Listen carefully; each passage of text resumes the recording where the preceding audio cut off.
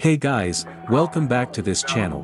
While surfing the internet, you may have come across multiple images like these with blurred background looking so great and might have wondered how to achieve this kind of effect in Blender.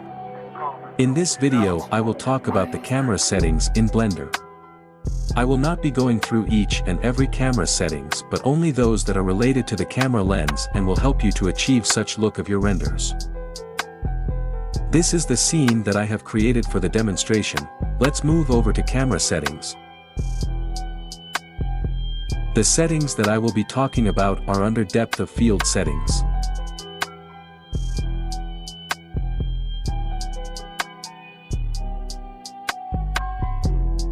Let me quickly go into the rendered mode before explaining the settings.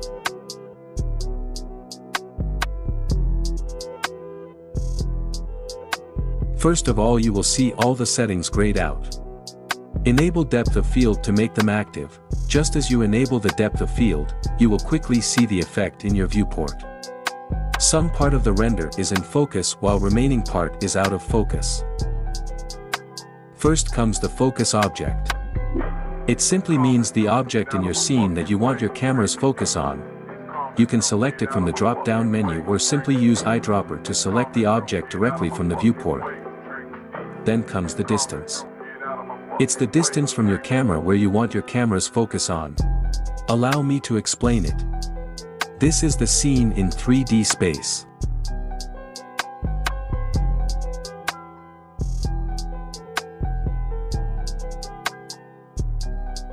To see the position in your 3D space that's under the camera's focus, you need to enable limits under your viewport settings.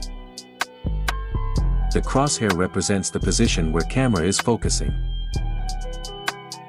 You can manipulate the position using distance under depth of field. As you can see, upon changing the distance value, the crosshair in 3D space also moves accordingly. Let me place it roughly at the position of my shoes. Now if I look through my camera, you can see that the shoes is in focus. Again, changing the distance value will shift the camera's focus in 3D space.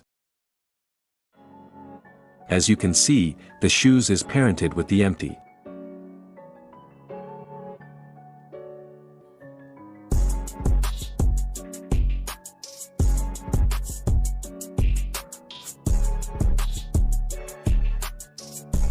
I will select the empty with eyedropper and camera will shift its focus on the shoes.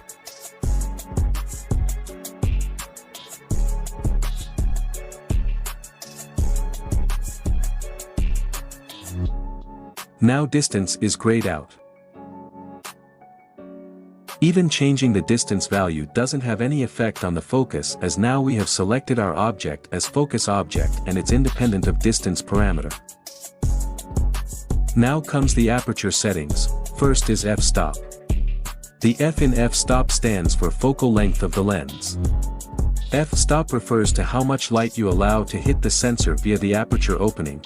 F-stop is expressed as a fraction with f as the numerator and f-stop number as the denominator. Aperture size is inversely to its corresponding f number. In general, smaller the f number more will be the depth of field and vice versa.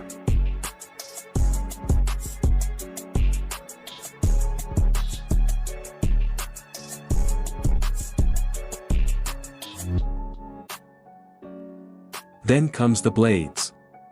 Blades are the total number of polygonal blades used to alter the shape of the blurred objects in the render.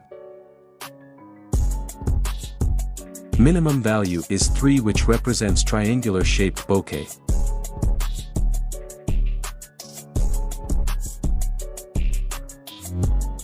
Square shaped bokeh is represented by blade number 4.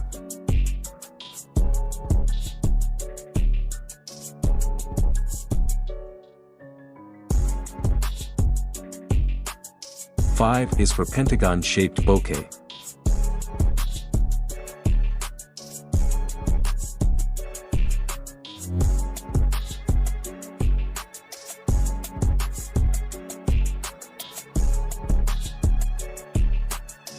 Next is rotation. It rotates the polygonal blades along the facing axis. In our case, it's roughly y-axis.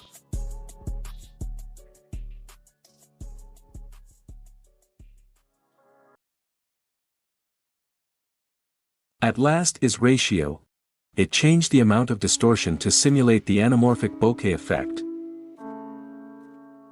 A value of 1 shows no distortion. Number below 1 will cause a horizontal distortion.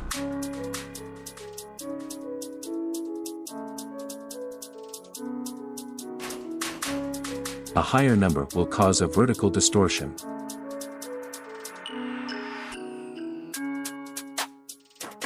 Now you have fully understood the depth of field in Blender.